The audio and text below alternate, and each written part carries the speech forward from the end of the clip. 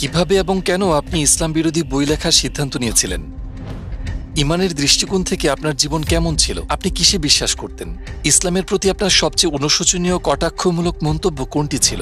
তখন আপনার আশেপাশের মানুষদের প্রতিক্রিয়া কেমন ছিল যখন আপনি ইসলাম গ্রহণ করেছিলেন? আমি ভেবেছিলাম ইসলাম একটি মিথ্যা ধর্ম, ইসলাম বিপজ্জনক। আমি 2000-এরও বেশি হত্যার হুমকি পেয়েছি এবং অবশেষে আমি ইসলামের বিরুদ্ধে বই লেখার সিদ্ধান্ত নিয়েছিলাম। হে আল্লাহ, আমাকে এমন একটি নিদর্শন দেখান যাতে আমি সম্পূর্ণ নিশ্চিত হতে পারি যে এটিই সেই পথ। এই কারণে আমি 2 দিন ধরে ঘুমোতে পারিনি। আমি মেনে নিতে পারছিলাম না, ভীষণ অদ্ভুত লাগছিল। আসসালামু আলাইকুম জোরাম ভ্যান ক্লাভেরেন ভাই, আমাদের আমন্ত্রণ গ্রহণের জন্য আপনাকে অসংখ্য ধন্যবাদ এবং আপনাকে আমাদের মাঝে পেয়ে আমরা আনন্দিত। প্রথমে আপনাকে জিজ্ঞেস করতে চাই, জোরাম কে? ওয়ালাইকুম আসসালাম। আপনাকে অসংখ্য ধন্যবাদ আমাকে আমন্ত্রণ করার জন্য। এখানে আসতে পেরে আমি খুবই গর্বিত। জোরাম ভ্যান ক্লাভেরেন 23শে জানুয়ারি জন্মগ্রহণ করেন 1979 সালে অ্যামস্টারডাম শহরে একটি খুবই সাধারণ পরিবারে। বাবা, মা, ভাই, ছোট বোন, একটি বিড়াল। অ্যামস্টারডামেই আমার জন্ম এবং বেড়ে ওঠা। একটি সক্রিয় প্রোটেস্ট্যান্ট খ্রিস্টান পরিবারে উচ্চ মাধ্যমিক শেষ করার পর তুলনামূলক ধর্মতত্ত্ব নিয়ে পড়াশোনা শুরু করি। কয়েক বছর শিক্ষকতা করেছি। নেদারল্যান্ডসে তখন অনেক কিছুই ঘটেছে, বিশেষ করে আমার জীবনে। এখন যখন আমি পুরো বিষয়টা অবলোকন করি ইসলাম ধর্মের ব্যাপারে, আমি ফ্রিডম পার্টির জন্য রাজনৈতিকভাবে সক্রিয় হয়ে উঠলাম, সাংসদ মনোনীত হলাম এবং শেষে আমি ইসলাম বিরোধী বই লেখার সিদ্ধান্ত নিলাম, যার শুরুটা হয়েছিল ইসলাম বিদ্বেষ দিয়ে, পরিণত হয় আল্লাহকে খুঁজে পাওয়ার একটি মাধ্যমে এবং আমি মুসলিম হওয়ার মধ্য দিয়ে এই পথের সমাপ্তি। ইমানের দৃষ্টিকোণ থেকে আপনার জীবন কেমন ছিল? আপনি কিসে বিশ্বাস করতেন? মুসলিম হওয়ার আগে আমি রিফর্ম চার্চের একজন প্রোটেস্ট্যান্ট খ্রিস্টান ছিলাম।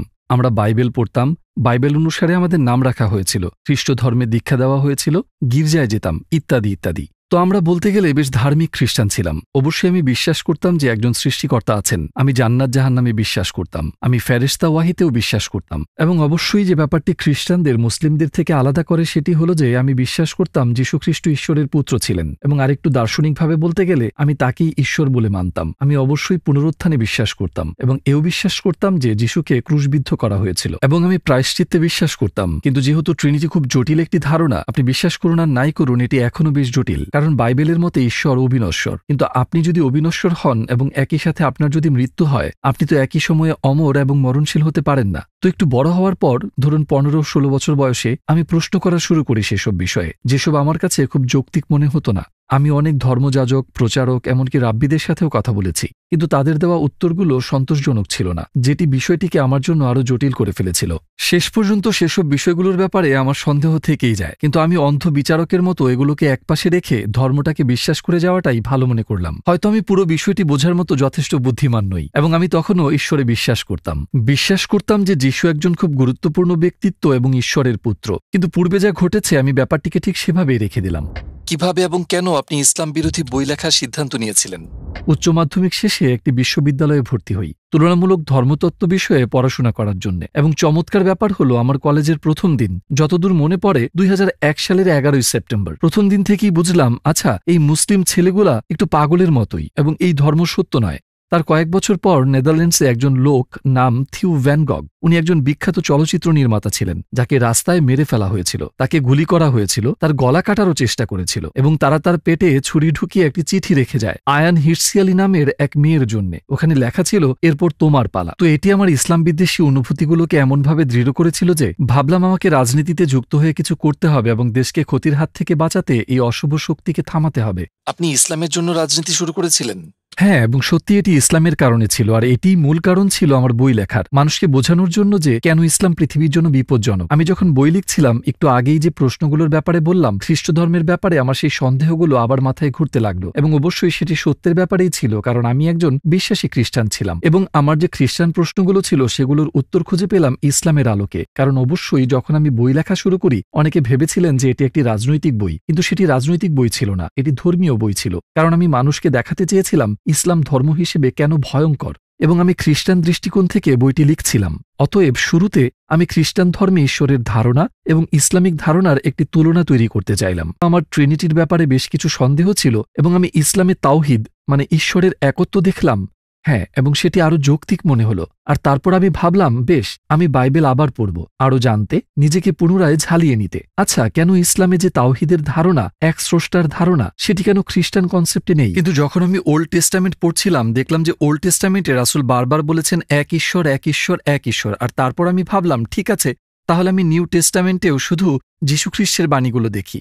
নিউ টেস্টামেন্টে একটি গল্প ছিল এমন যে কোথাও একজন লোক এসে যিশুকে প্রশ্ন করে, জীবনের সবচেয়ে গুরুত্বপূর্ণ জিনিস কি, আমি কিভাবে স্বর্গ লাভ করব? এবং তিনি বললেন, দুইটি জিনিস রয়েছে। তিনি বললেন, হে ইসরায়েল, তোমার ঈশ্বর এক, এবং তোমার প্রতিবেশীর সাথে এমন ব্যবহার করো যে ব্যবহার তুমি পেতে চাও। তো আমি ভাবলাম, যীশুখ্রিস্ট নিজেও এখানে স্বীকার করছেন, হে ইসরায়েল, তোমার ঈশ্বর এক। আমি বুঝলাম মুসলমানদের এক ঈশ্বর ভাবনাটি ট্রিনিটির চেয়ে বেশি যুক্তিযুক্ত, এবং এই ধারণাটি ওল্ড এবং নিউ টেস্টামেন্টের সাথে সম্পূর্ণ মিলে যাচ্ছে। কিন্তু আমি জানি খ্রিস্ট ধর্ম অন্য কিছু শেখায়। বাইবেলে ঈশ্বর সম্পর্কে যে ধারণা পাওয়া যায় তারা ঠিক তা শেখায় না। তো কয়েক সপ্তাহ গবেষণা করে বেশ কিছু বই পড়ার পর ভাবলাম, ঠিক আছে, হয়তোবা ঈশ্বরের একত্ববাদের ধারণাটি সত্য। তো এভাবেই শুরু হয়েছিল। আপনার গবেষণার জন্য কোন কোন উৎস থেকে সাহায্য নিয়েছিলেন?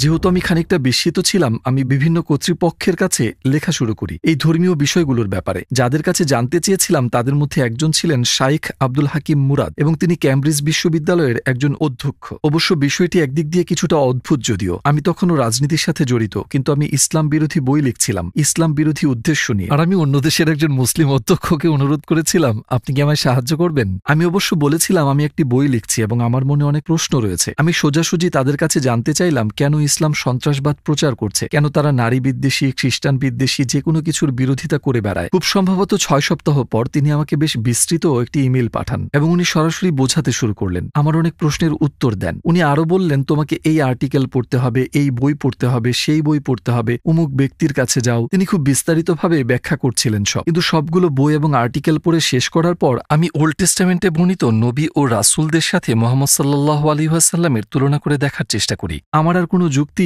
অবশিষ্ট ছিল না এটা দাবি করার জন্য যে বাকিরা রাসূল, কিন্তু তিনি নন। আমি চিন্তা করলাম, বেশ, আমি যদি মুসা আলাইহিস সালামকে মেনে নিতে পারি, তবে রাসূল সাল্লাল্লাহু আলাইহি ওয়াসাল্লামকে কেন নয়? তাহলে নিশ্চয়ই সেখানে অন্য কারণ থাকবে। আমি ভাবছিলাম, কেন আমি তাকে রাসূল বলে মেনে নিতে পারছি না? হয়তো তার অনেকগুলো স্ত্রী ছিল, তাই। কিন্তু আবার আমরা যদি সুলাইমান, রাজা দাউদ কিংবা ইব্রাহিম আলাইহিস সালাম প্রমুখদের দেখি, ওল্ড টেস্টামেন্টে এমন আরো অনেক নবী রয়েছেন যাদের একাধিক স্ত্রী ছিল। আর ধর্মগ্রন্থের বাইরে দেখলেও সাংস্কৃতিকভাবে ইউরোপ, আফ্রিকা, এশিয়া সবখানেই বিভিন্ন কারণে মানুষদের একাধিক স্ত্রী ছিল। তো ভাবলাম, বেশ, এটা কোনো যৌক্তিক কারণ হতে পারে না। একের পর এক সব যুক্তি বাদ পড়তে লাগলো। শেষে আমি ভাবলাম, আমাকে বলতেই হবে, হয় এদের কেউই রাসূল নন, যা আমার পক্ষে মেনে নেওয়া সম্ভব হচ্ছিল না, কারণ তাদের জীবদ্দশায় যা করেছিলেন, বলেছিলেন যে অলৌকিক ঘটনাগুলো ঘটেছিল ইত্যাদি কারণে তারা যা বলতেন এবং করতেন সে ব্যাপারে নিশ্চিত ছিলেন, কেননা তারা রাসূল। এরপর আমি বললাম, ঠিক আছে, ভালো কথা, তাহলে আমাকে মুহাম্মদ সাল্লাল্লাহু আলাইহি ওয়াসাল্লামকে নবী হিসেবে মেনে নিতে হবে। আমি সন্দেহ করেছিলাম। প্রথমে আমি ভেবেছিলাম যে তিনি আমার জানা ইতিহাসের সবচেয়ে খারাপ মানুষ।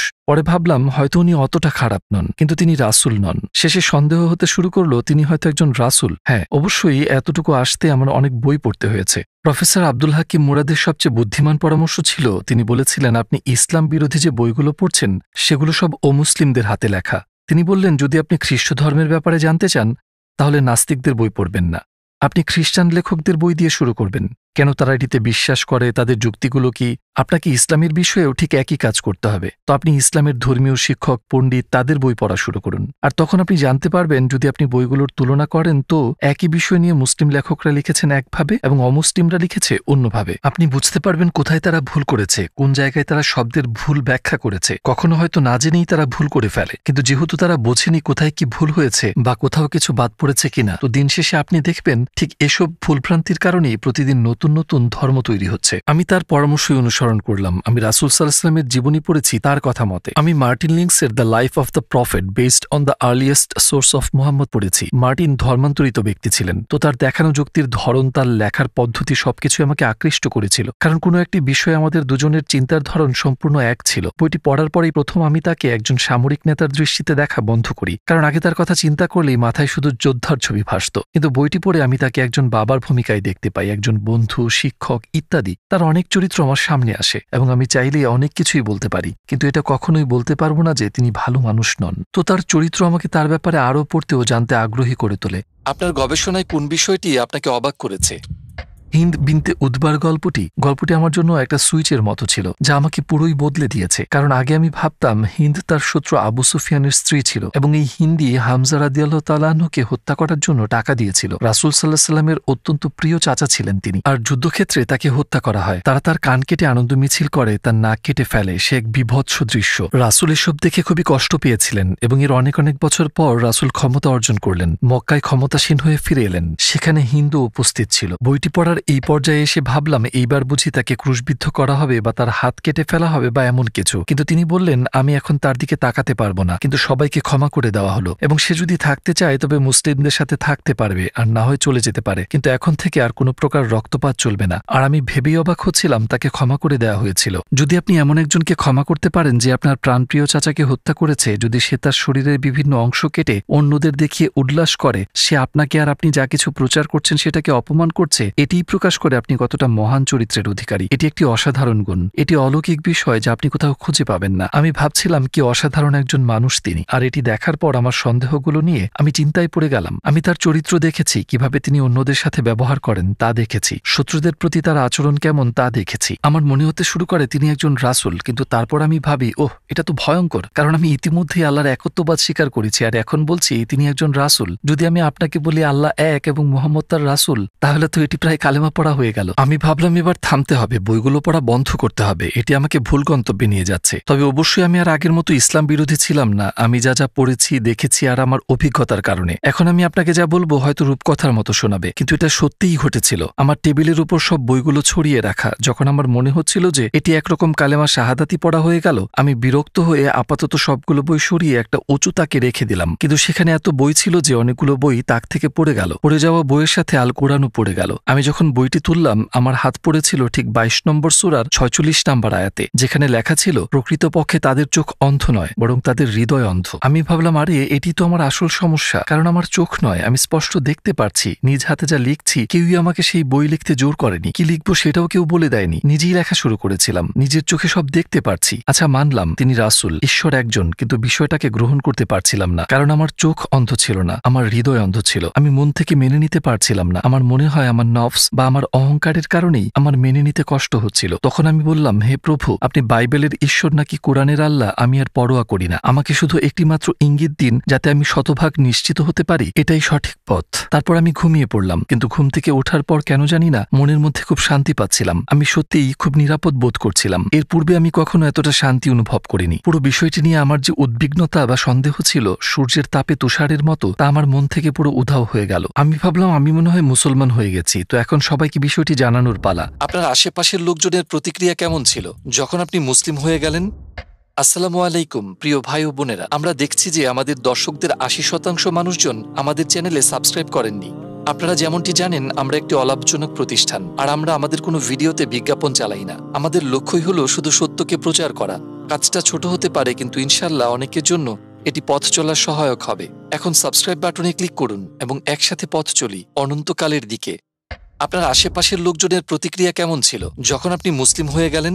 বেশিরভাগের প্রতিক্রিয়াই নেতিবাচক ছিল। অবশ্যই অনেকের জন্য, বিশেষ করে কিছু নিকটাত্মীয়কে এটি একটু বেশি অবাক করে দিয়েছিল। তারা যখন সংবাদ মাধ্যম থেকে বিষয়টি জানতে পারে, আমি আমার মাকে যখন জানালাম তিনি কাঁদতে শুরু করলেন, আর আমার স্ত্রী বেশ সহানুভূতিশীল ছিল এই ব্যাপারে। সে বলল, যদি তুমি ইসলামে বিশ্বাস করো এবং সেটিই যদি তোমার অন্তরে থাকে, আমি কিছু বলার কে। আমার পুরনো অফিসের কিছু লোক বেশ আক্রমণাত্মক হয়ে গিয়েছিল তখন। আমি 2000-এর চেয়েও বেশি হত্যার হুমকি পেয়েছি, এমনকি তাদের থেকেও যারা একসময় আমাকে সমর্থন করত, যারা আমাকে ভোট দিয়েছিল। মানুষজন অনেক আজে বাজে কথা শুনিয়েছে আমাকে। তোমার স্ত্রীকে ধর্ষণ করব, তোমাকে গুলি করব, আমরা জানি তোমার সন্তানেরা কোন স্কুলে যায়, এমন অনেক কিছু। সেগুলোর বেশিরভাগই অবশ্য অর্থহীন কথা ছিল, কারণ পাগল লোকজন কম্পিউটারে বসে অনলাইনে লিখছে সেগুলো। তো তখন একটু এলোমেলো সময় চলছিল। আমার আগের চাকরিটা ছেড়ে দিতে হয়েছিল অবশ্যই, কারণ সেটি একটি খ্রিস্টান সংগঠন ছিল। দলনেতাকে বিষয়টি বলার পর সে বলল, আমি সত্যি বিশ্বাস করতে পারছি না। আমি তোমার মাঝে কিছুটা পরিবর্তন খেয়াল করেছিলাম অবশ্য, যখন তুমি একটি বিষয় নিয়ে রেডিওতে কথা বলছিলে। তোমাকে তখন ইসলামের ব্যাপারে আগের চেয়ে কিছুটা নমনীয় মনে হয়েছিল, আগের মতো তেমন কঠোর কঠোর ছিলে না, কিন্তু তুমি মুসলিম হয়ে যাওয়াটা। আমি বললাম হ্যাঁ আমি মুসলিম হয়েছি। সে বলল আমি বিষয়টা চিন্তা করেই 2 দিন ঘুমোতে পারিনি। আমি কোনোভাবেই মেনে নিতে পারছিলাম না, এটা খুবই অদ্ভুত ছিল। কিন্তু সবচেয়ে কঠিন হয়ে দাঁড়ালো আমার নানাকে বিষয়টি জানানো, কারণ আমার নানা তখন প্রায় মৃত্যু মুখে। তার বয়স 93-94 এর আশেপাশে তখন। তোমার নানাকে এ কথা তোমার নিজেকেই বলতে হবে। আমি বললাম ঠিক আছে, কিন্তু তোমাকে আমার সাথে আসতে হবে, কারণ তিনি আমার ঢালের মতো ছিলেন। আর আমি সেখানে গিয়ে বললাম নানা আমি মুসলিম হয়ে গিয়েছি। শুনে তিনি তার চোখ বন্ধ করলেন। আমি ভাবলাম তার নিঃশ্বাস বন্ধ হয়ে গিয়েছে কিনা, যেহেতু তার বয়স হয়েছে অনেক। সত্যিই কিছুক্ষণ তার নিঃশ্বাস বন্ধ ছিল, তারপর তিনি আবার শ্বাস নেওয়া শুরু করলেন আর আমার দিকে তাকিয়ে বললেন অন্তত তুমি ক্যাথলিক তো হয়ে যাওনি।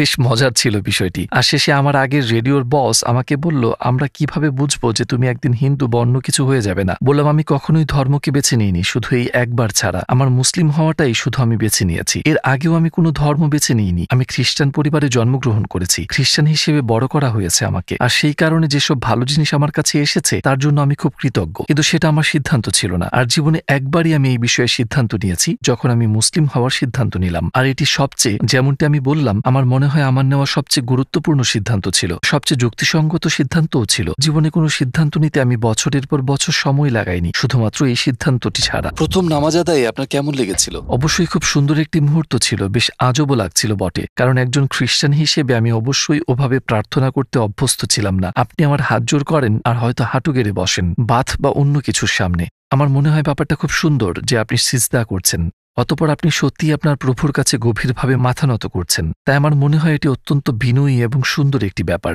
এটি আমাকে অত্যন্ত মুগ্ধ করেছিল। আপনার জীবনে ঘটে যাওয়া 3টি বড় চ্যালেঞ্জের নাম বলুন। অবশ্যই আমার মুসলিম হওয়াটা একটি বড় চ্যালেঞ্জ ছিল, কারণ আমাকে আমার পরিবারের কাছে এবং পুরো পৃথিবীর কাছে প্রশ্নবিদ্ধ হতে হয়েছিল, আর ওইটি একটি বড় চ্যালেঞ্জ ছিল। আমি ভেবেছিলাম যে মুসলিম হওয়াটা খুব কঠিন কাজ হবে, কারণ একজন প্রোটেস্ট্যান্ট খ্রিস্টান হিসেবে ধর্মীয়ভাবে পালন করার সেখানে তেমন কিছু নেই। কিন্তু একজন মুসলিমকে কিছু বিষয় চর্চা করতে হয়, দৈনিক 5 বার বাধ্যতামূলক নামাজ পড়তে হয়, একটি সুনির্দিষ্ট নিয়ম মেনে খেতে হয়, চিন্তা করতে হয় নির্দিষ্ট গঠনমূলক পদ্ধতিতে। আপনাকে সর্বোৎকৃষ্ট হতে হবে প্রতিটা মুহূর্তে, আপনাকে সৃষ্টিকর্তার সাথে আপনার সম্পর্কের কারণে, আর শুধুমাত্র এ কারণেই আপনাকে দিনে 5 বার সালাত আদায় করতে হবে। এটি সবসময় সৃষ্টিকর্তার কথা মনে করিয়ে দিচ্ছে, এবং এটি আপনাকে সবসময় স্মরণ করিয়ে দিচ্ছে যে আপনার একজন প্রভু আছে, যা খ্রিস্টান হিসেবে অনুভব করা সম্ভব নয়। আমি এভাবেই উপলব্ধি করেছি, আর আমি মনে মনে ভাবি 5 বার নামাজ আদায় করতে হবে আজ, আমি এটা করতে পারবো না, সেটা করতে পারবো না। তো আমি মাথায় এটাকে কঠিন বানিয়ে ফেলেছিলাম, কিন্তু মুসলিম হওয়ার পর এসব সহজ হয়ে গেল। আপনি কি আপনার সন্তানদের মুসলিম হিসেবে বড় করছেন? চেষ্টা করছি অবশ্যই। আমি জানি না কখন কিভাবে যে আপনি একজন মুসলিমকেই বড় করছেন। আমার মনে হয় এটি অনেক কঠিন একটি দায়িত্ব, বিশেষ করে বর্তমান প্রেক্ষাপটে। অবশ্য আমি যখন বিয়ে করি তখন আমি মুসলিম ছিলাম না। আমি আমার সন্তানদের খ্রিস্টান হিসেবে লালন পালন করার প্রতিজ্ঞা করেছি। আমি মুসলিম হওয়ার পর অবশ্যই আমি আমার সন্তানদের খ্রিস্টান হিসেবে বড় করছি না। আমার বাচ্চাদের যদি খ্রিস্ট ধর্ম সম্পর্কে কোনো প্রশ্ন থাকে, তারা আমার স্ত্রীকে জিজ্ঞেস করে উত্তরের জন্য, আর আমার কাছে আসলে ইসলামিক সমাধান পায়। কিন্তু বেশিরভাগ সময় সে বলে দেয় তোমাদের বাবাকে জিজ্ঞেস করো। আমার স্ত্রী সবার জন্য হালাল খাবার রান্না করে, এটি খুবই সুন্দর একটি ব্যাপার। সে বলে আমি 5 ধরনের খাবার রান্না করতে পারবো না, তো সবাই একই খাবার খাবে, তুমি হালাল খেলে সবাই হালাল খাবে। একদিক থেকে এটা অনেকটা স্বাভাবিক হয়ে যাচ্ছে। ইসলামের প্রতি আপনার সবচেয়ে অনুশোচনীয় কটাক্ষমূলক মন্তব্য কোনটি ছিল? আমার মনে হয় ইসলাম মিথ্যা, কারণ এটি আমি প্রায়ই বলে থাকতাম ইসলাম মিথ্যা, কোরআন বিষাক্ত গ্রন্থ। কিন্তু যখন আমি বলতাম ইসলাম মিথ্যা, তখন আমি পুরো ধর্মকে এবং তার সাথে যা আছে সবকিছুকেই বোঝাতাম। তো সেটি এক মাপের অনেক বড় জাহিলিয়াত ছিল আমার মতে। তো এই বিষয়টি নিয়ে আমি খুবই অনুতপ্ত। ইসলাম মিথ্যা হওয়ার ধারণাটি ছাতার মতো ছিল এক প্রকার, আর বাকি সবকিছু এই ধারণার নিচে, কারণ সেটিই ছিল আমার বদ্ধমূল ধারণা। আর অবশ্যই আমি নিজেকে দোষ দিই এবং এও জানি যে অনেক মানুষ যারা প্র্যাকটিসিং মুসলিম না তারাও এটি করে। আর একভাবে আমি বুঝতে পারি বিষয়টি, কারণ রাজনৈতিক দৃষ্টিকোণ থেকে, সামাজিকভাবে, সাংস্কৃতিকভাবে যা বলা এবং করা হয় তা সারা জীবন থেকে যায়। আমাকে মাঝে মধ্যে আমার পুরনো পার্টির লোকজন থেকে শুনতে হয় যে আমি একরকম নাকি তাদের অপমান করেছি। তো এটি আমাকে কষ্ট দেয়, আর এটি একটি অন্যতম কারণ যার জন্য আমরা IXC বা ইসলাম অভিজ্ঞতা কেন্দ্র নামক সংগঠন চালু করি। আমরা স্কুলগুলোতে যাই, primary school, high school, college, বিশ্ববিদ্যালয়, সরকারের 2টি অফিসিয়াল বিভাগে, অন্যান্য সামাজিক সংগঠনগুলোতে, এমনকি চার্চেও যাই, ইসলাম সম্পর্কে ভ্রান্ত ধারণাগুলো দূর করতে, ইসলামের দাওয়াত পৌঁছাতে, ইসলামের প্রকৃত রূপ তুলে ধরতে ভার্চুয়াল রিয়েলিটি ব্যবহার করি, যাতে তাদের শেখার অভিজ্ঞতাটি বেশ মজার হয়। আমি খুব চেষ্টা করছি পুরনোকে মুছে ফেলতে। ইসলামের ব্যাপারে আমাদের কিভাবে গবেষণা করা উচিত? আপনি কি গুগলে সার্চ করার পরামর্শ দিবেন? না, আমি কোনোভাবেই গুগলের পরামর্শ দিব না, কিংবা গুগল সার্চ করা আমার সর্বশেষ পরামর্শ হবে। বরং আমি মনে করি বই হাতে নিয়ে পড়াটা খুব গুরুত্বপূর্ণ। আমি মার্টিন লিন্সের লেখা মুহাম্মদ সাল্লাল্লাহু আলাইহি ওয়াসাল্লাম আরবের আদি ইতিহাস ও ঐতিহ্য নির্ভর জীবনী বইটি পড়তে বলবো। যে বইটি সম্পর্কে আগেই বলেছি সবুজ রঙের, আর আমি মনে করি প্রথমেই আমাদের কোরআন নিয়ে গভীরভাবে ঘাটাঘাটি না করাই উচিত, কারণ এটি খুবই জটিল একটি কিতাব। আর আপনার যদি এমন কেউ না থাকে যে আপনাকে শিখিয়ে দিবে আপনি কি পড়ছেন, বিশেষ করে অনেকেই আছেন যারা ইসলামের ব্যাপারে কিছুই জানেন না, আরবি ভাষা পারে না বা আরব দেশের মানুষ নন, তখন আপনাকে কোরআনের ব্যাখ্যা পড়তে হবে বা অনুবাদ পড়তে হবে, এবং অনেক ক্ষেত্রেই সেগুলো পুরো সত্য নাও হতে পারে। তো আমি সবাইকে পরামর্শ দিব সিরাত, রাসূল সাল্লাল্লাহু আলাইহি ওয়াসাল্লামের জীবনী পড়তে, রাসূলের চরিত্র ও জীবন নিয়ে পড়াশোনা করতে, কারণ সেসব ইতিহাসও আমাদের অনেক কিছু শেখায়। তার জীবনটাই ছিল কোরআন, তিনি নিজেই জলজন্তু কোরআন ছিলেন। তার সুন্নাহ নিয়ে পড়াশোনা করুন, আর আমার মতে এটি ইসলামকে খুঁজে পাওয়ার সর্বশ্রেষ্ঠ উপায়। আপনার শেষ মন্তব্য হিসেবে কিছু কি বলতে চান? আমি মুসলিম হওয়ার পর অনেক অনেক সুখী হয়েছি, তাই আমি সবাইকে ইসলামের দাওয়াত দিতে চাই, কারণ এটি আপনার হৃদয় ও অন্তরে প্রশান্তি ছড়িয়ে দেয়। এটি একমাত্র সত্য ধর্ম, কথাটি আপনার হৃদয় ও অন্তরকে পরিতৃপ্ত করে দেয়। কমপক্ষে এটিকে ইসলামের দৃষ্টিকোণ থেকে দেখার চেষ্টা করুন। রাসূলের জীবনী পড়ুন এবং জানুন। মুসলিমরা যা বিশ্বাস করে কেন করে তা বোঝার চেষ্টা করুন। মুসলিমদের ব্যবহার দেখে সিদ্ধান্ত নেবেন না, কারণ সব মুসলিম কিন্তু প্রকৃত মুসলিম নয়। আমিও প্রকৃত মুসলিম হতে পারিনি এখনো, আমিও সবসময় মুসলিমদের মতো চলতে পারি না। আমি সহ আমাদের সবারই চলা উচিত, কিন্তু আপনি সব উদাহরণের শ্রেষ্ঠ উদাহরণ রাসূলকে অনুসরণ করুন। আপনি যদি তার জীবনী পড়েন তাহলে হয়তো আপনি নিশ্চয়ই সত্যের সঠিক দিক নির্দেশনা পাবেন।